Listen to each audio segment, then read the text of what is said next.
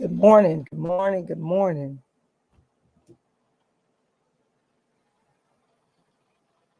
Good morning, good morning.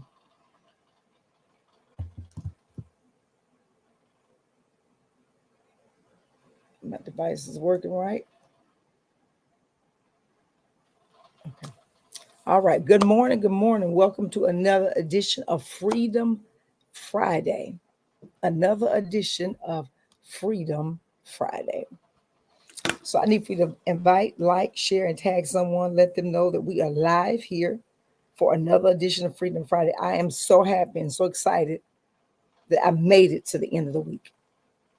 I made it to another day. I'm excited about what the Lord is doing. But he didn't have to wake me up this morning, but I'm so glad that he did. I'm so glad that he woke me up this morning.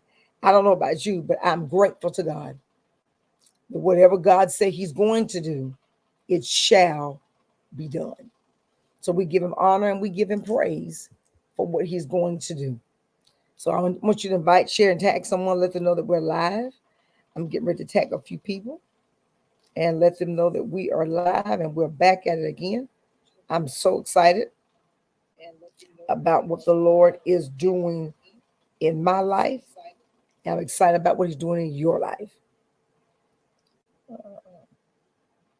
So you all know, like, share, and tag someone right now. Let them know that we are live. Let them know that we are live here on Freedom Friday. So tag somebody. I'm tagging people right now. So you all go ahead and tag some people.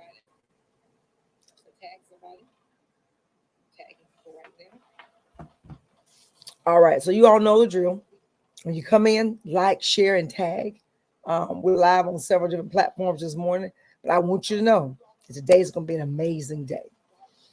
I wanted to continue in the vein of mental health and from different lenses. So I can tell you right now, this is going to be a two-part series from today's podcast, from today's Freedom Friday. So it will be two installments from this because it's so much information I need to give you to help you to deal with the trauma. So I made a post some weeks ago, and the post stated, does the institution require more? Is the institution requiring more of us or less of us? And I'm talking about the church.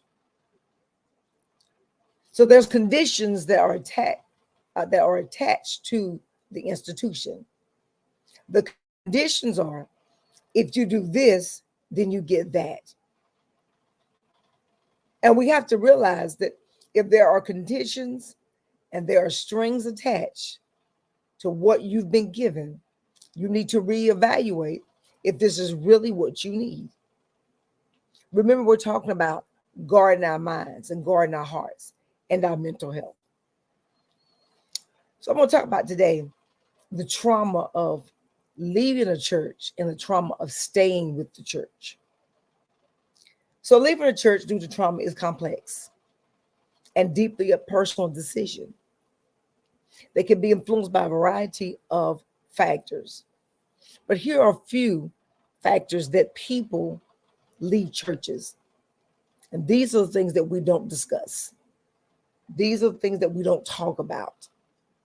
Number one, the abuse or the misconduct by church leaders. Let me say that again. The abuse or the misconduct of our church leaders. A lot of people often, and leaders do this a lot, we often take advantage of the people who volunteer. And a lot of them are not paid, but they show up Sunday after Sunday, weekday after weekday. If you're passing out food, if you're doing vacation Bible school, whatever you're doing, Sunday school, they're volunteering. So just because they hold a leadership position does not give you the power or the authority to abuse them or misconduct them by your leadership.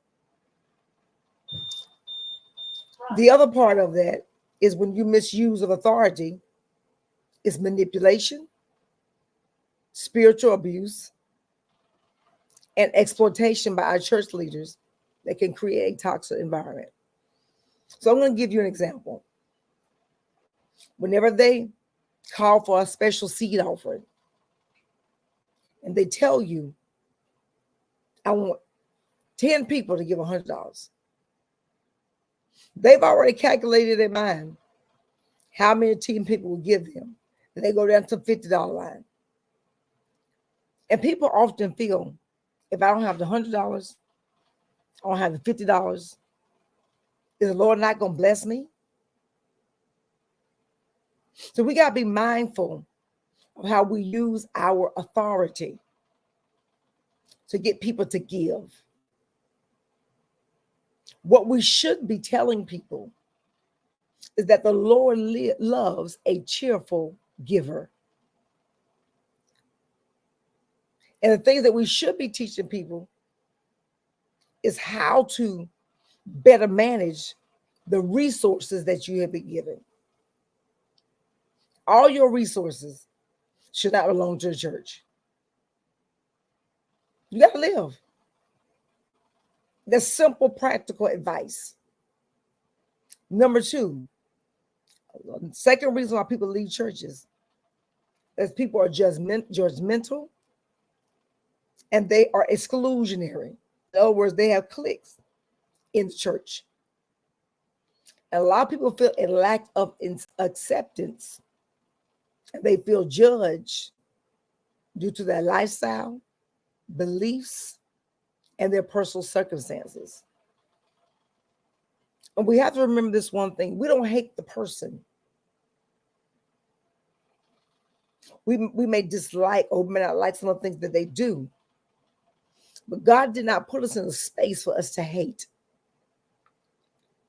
So whenever we see these hate crimes taking place, such as January 6th, the insurrection, and those people feel like they were right in everything that they did. They were given a charge by the president then, which I'm not going to call on my platform, to go and commit a crime. It's just the same in the church. People want to be accepted. But we have cliques in our churches where some people don't belong. So we exclude them because they don't look like us. They don't dress like us. So we exclude people. You got to be careful. And the other part of that is the trauma in the rejection. If you've ever been rejected, just know that the trauma behind rejection always will lead you back to the event, space, and time of when it happened. The other part of that is the condemnation and shame. Churches that emphasize sin and punishment over grace and forgiveness can instill a sense of shame and guilt, which cause a significant emotional harm. Got to pause there, because I know some of you that will catch this on a replay, you will find yourself in one of these categories. We often like to put people in shame and guilt them because of where they are, excuse me, or what they're doing. The Bible says, with love and kindness have I drawn thee. God draws us. It's not for me to judge anybody. Let him do the separating. But God called us to love unconditionally. The third reason why people leave churches is because of traumatizing beliefs and teaching. There's some fear in theology that a lot of people teach. And the fear is eternal damnation, the fear of your denominational beliefs, which if you don't uphold, It causes psychological distress. I often tell people this. If people came to your church or joined your church because of your leadership or because of your personality, and the minute you do something they don't like, they leave the church because they don't like what you said or done. So where you can fix that, leaders, is often tell people, don't join the church because of me. You join the church because you are being led by the Holy Spirit. Because if they're joined by your personality, and when your personality is flawed, because it's going to be flawed, and they start to see your imperfections, they leave the church. We have to remember that God is the source of our strength. And we must not beat people up through a dogmatic theology. If the truth be told, everybody in the world, whether you saved or unsaved, Jew, Hebrew, whatever you call yourself, they know it's a sin in the hell. I mean, a heaven and a hell. They know this. But what we have to do is say it in love and then give them options. There are a lot of internal conflicts in churches that people just can't deal with. So what happens is they leave the church hurt. They go back home or go to another church. And when something's been done or said there, they don't like it, they'll leave there. It's because they have not dealt with the trauma in their own lives.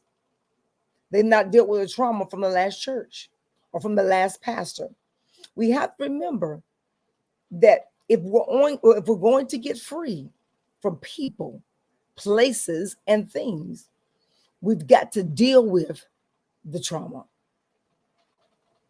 When a church community fails to support a member during a personal crisis, such as a divorce, a loss, or a sense of betrayal, it can be traumatic. Whenever somebody's going through a crisis and the pastor or the church is not there for them, they leave the church because they feel rejected and alone. And this is an area we've got to do better with. Churches need to respect people's other cultural backgrounds. Remember, a lot of us were taught things growing up that were not biblical. It was tradition. And if we look at the tradition of what's going on now, a lot of the stuff that we were taught, it was traumatic. We didn't know it was traumatic, but we did. I'm going to give you an example. Childhood. We gave Easter speeches. We gave Christmas speeches. And I'm being totally serious with this point. We gave those, but how many of us who would have been gave an Easter speech or a Christmas speech was traumatized because you couldn't remember your lines? And then you looked at that and saw all those people. There's some people today that will not speak in front of crowds because of Easter speeches and those Christmas speeches. So we have to be careful how we handle people when it comes to people's beliefs, their cultural systems, and who they are. So let's recap. People leave the church because of abuse and mistrust of church leaders. They leave because people are judgmental and exclusionary. They leave people because of traumatizing beliefs and theology, which is a fear-based theology. We put a fear in people for them to join or come to Christ. And they got saved out of fear, not getting saved because they were led to. And number 4, they feel a sense of betrayal. I believe these are 4 areas that the church really needs to work on to help people get to a place that they are free to serve God's people at church and volunteer and not feel condemned when they show up and miss one event. You got to do better, people. The church will kill its own wounded and leave them there to bleed. So it's important that we understand why we are here and what is our purpose. I pray today that today's Freedom Friday bless you. I pray that you'll catch it on the replay and watch it again, share it with someone else who's going through some trauma at their church. Next week, we're going to get into the same topic. We're going to delve into traumas of being a leader. But you will heal. You will get free. It's going to take some time. You're going to have to ask God to show you how to do it. And then you have to surround yourself around a community of people that will support you through your healing process, even if that means therapy and medication. The peace of God will follow you. But you got to know where peace comes from in order for you to obtain peace. It's more than creating a place of serenity. It's a more than that. It's a place where you can find God at. And tradition says you can only find God at church. Well, I didn't get saved in church, me personally. I got saved and really got saved through a friend of mine who led me to Jesus Christ. We were not in the church. So I said all this to say this. We got to do better. I hope you enjoy this Freedom Friday. Replay it. I'm going to tell you more about my story next week. But I want you to realize that whatever you've been called to do, God's going to equip you to do it. And I want you to live life on purpose. And my mantra is, love is what love does. Have an amazing Friday. I'll see you back here on the same channel, same platform next week. Have an amazing day.